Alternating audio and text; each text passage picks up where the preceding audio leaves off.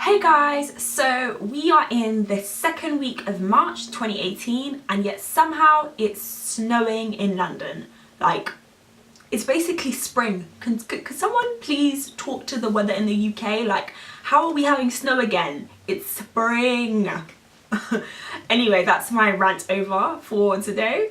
I've probably been ranting about the snow all weekend in all fairness, but yeah, apparently it's going to get a lot better, so cannot wait for that. In other news, don't forget to subscribe. You know you love me. Anyway, so I could not do not do a video that touched on Black Panther.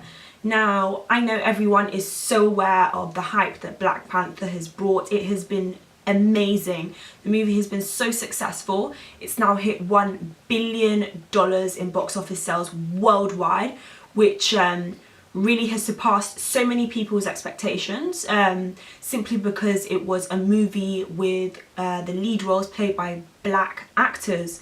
And it's incredible to think that we've had to wait until 2018 to see something like this happen, but it's happened, and it's really challenging the status quo. And also, I think a lot of people, not necessarily in Western cosmopolitan societies, but people who don't have as much contact with other cultures, it's changing their ideas and attitudes to different cultures and the importance of equal representation in the media. So I, like many other people who watched Black Panther, left the movies feeling so elated. I was on cloud nine, oh my god. I left feeling so proud to be half black, and more importantly, proud to be half African. Now, Black Panther, albeit a fiction movie, challenged the commonly held narrative of Africa. In the West, we're so frequently bombarded with images and stories which tell this story of Africa is this poor, corrupt and widespread poverty-ridden continent, and it's rare to see something that's so massive celebrate Africa and really show the positive elements of it.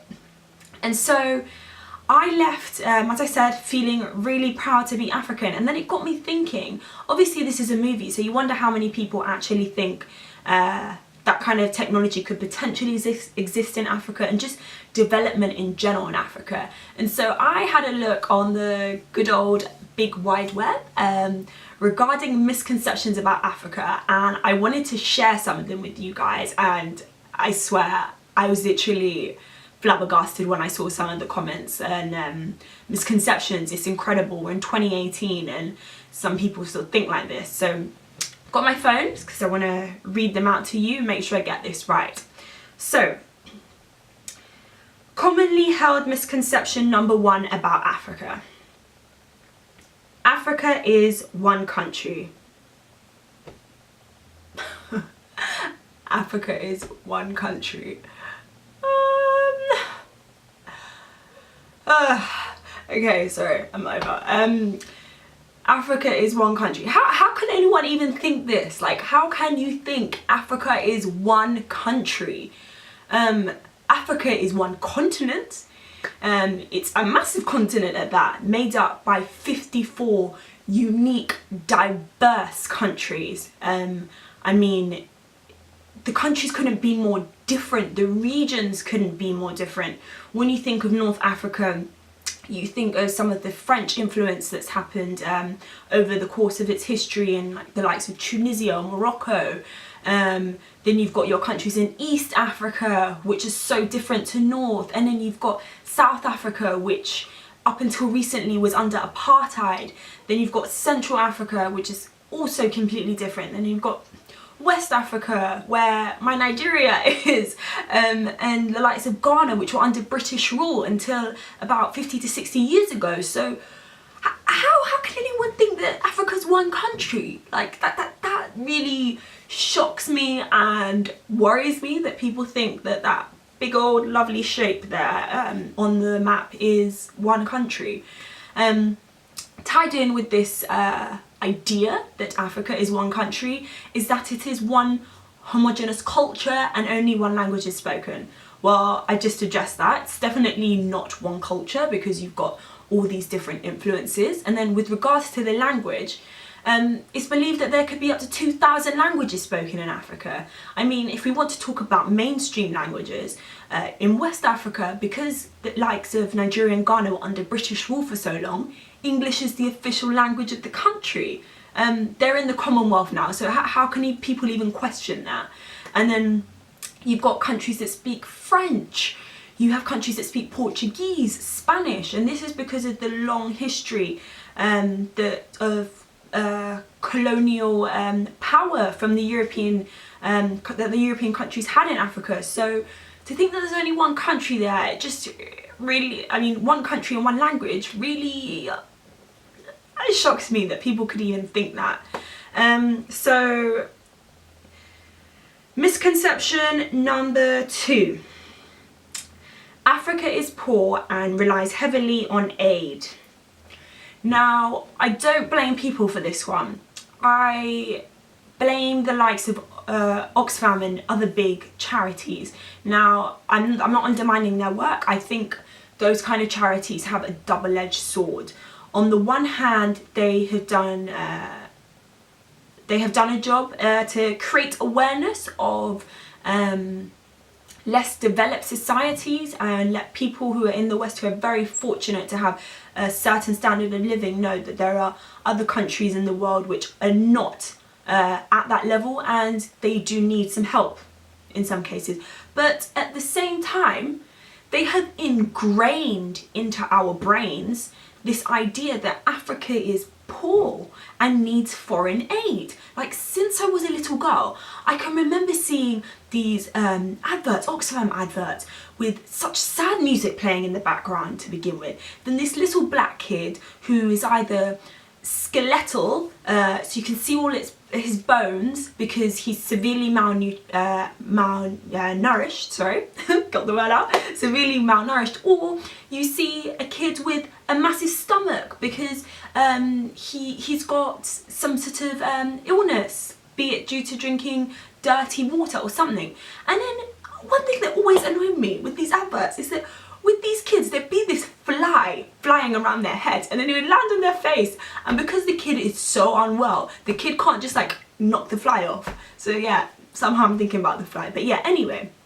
So imagine me, who is half African, who's half Nigerian. I can remember seeing these images or these ads daily as I was growing up. They still exist now, and obviously they'll share the name of the child if it's the real name, you know, and they'll be like, oh, Andre hasn't drunk water for 10 days. And yes, I'm not discounting the fact that there are some people who are severely in need of help, but at the same time, I think the media has to do something to show people that that's not the only face of Africa, because if you don't have a source of information that shows you or tells you that Africa is not all about that, it's not all about poor kids who are malnourished or have got malaria, who are dying, who need aid from Oxfam, then you're never gonna know. Rant over.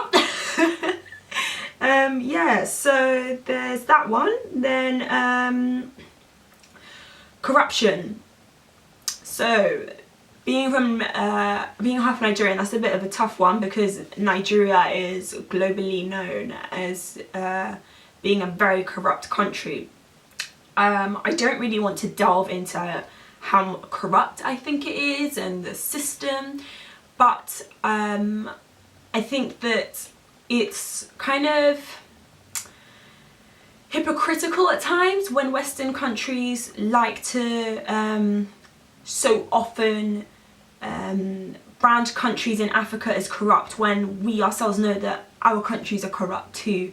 There's definitely corruption in this country. If so, why would certain things happen? You know, there was the whole thing with the MPs and their spendings, their budgets, where they'd say, oh, they needed this amount of money and they were using their allowances to buy houses for family and so on and so on. Corruption's everywhere. It's not just in Africa. Yet somehow they fixated on this. And the case of Nigeria, I think some context has to be applied to it. So people forget that countries like Nigeria or Ghana were under rule for so long. They have only been independent states for, as I said, 50 to 60 years. So sometimes I think we expect a lot of younger nations, and maybe you need to help more than just branding them as being corrupt. That it's just so annoying. It's like, get over it. Think of solutions, or think of how you can educate the young to have a different attitude to money. And that's not necessarily the job of the West.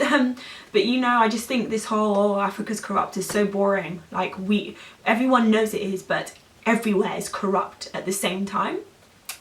So yeah, next misconception. This one's funny.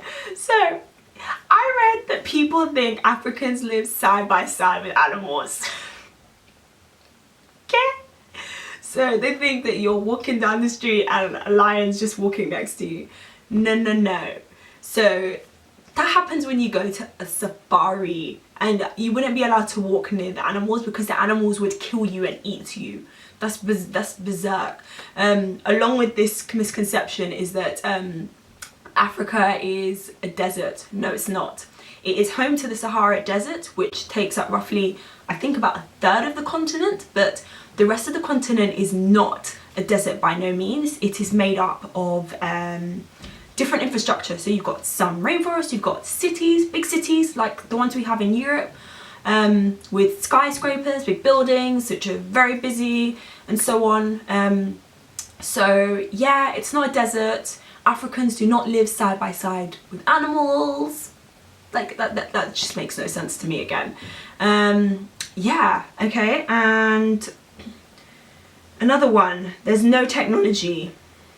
Do I even really need to discuss that? No, there's technology. There is technology. I think overall with these misconceptions, it's going to take people,